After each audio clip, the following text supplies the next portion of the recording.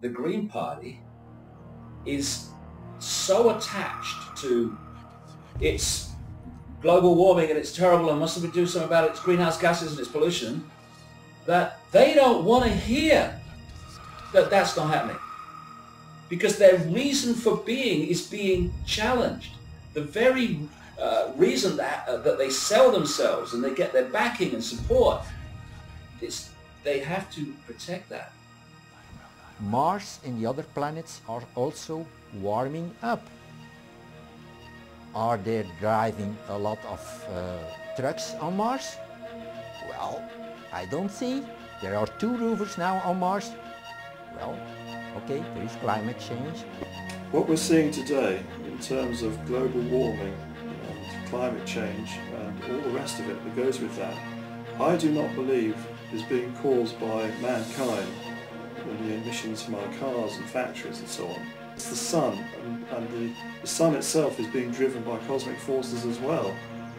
That we live within a universe of change, and it's foolish of us to think otherwise. It's staggering, isn't it? You know, it's staggering. I sit back in amazement.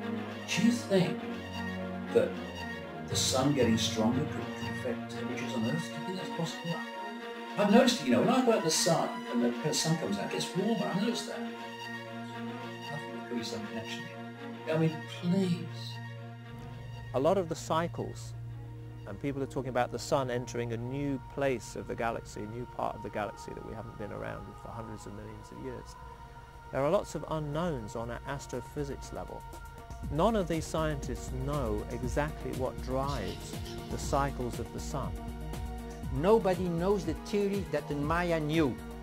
No scientist today knows the theory about the sunspot cycle. It took me many years to find and to decode this theory.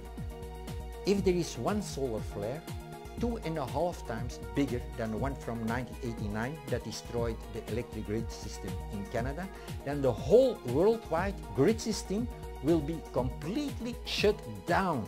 In studies of geomagnetic reversals in the laboratory, they found that it would occur when the geomagnetic field weakens and reduces, and you would also get areas of inverted field breaking out in sort of odd areas. And both of those things have now come to pass. I can tell you as a former Earth scientist is that we are seeing measurable parameters that are changing and appear to be converging. For example, the magnetic fields of the Earth are in rapid decline right now. They reached a peak about 2,000 years ago. They have declined consistently, never looked back since then. We are now at the lowest magnetic point in global magnetics that we've been the last 2,000 years. Now that those who sit in higher positions of power and influence, they know all this. I have absolutely no doubt that they know about this. Whether it's disaster, you know, or nirvana depends on, you know, where you are.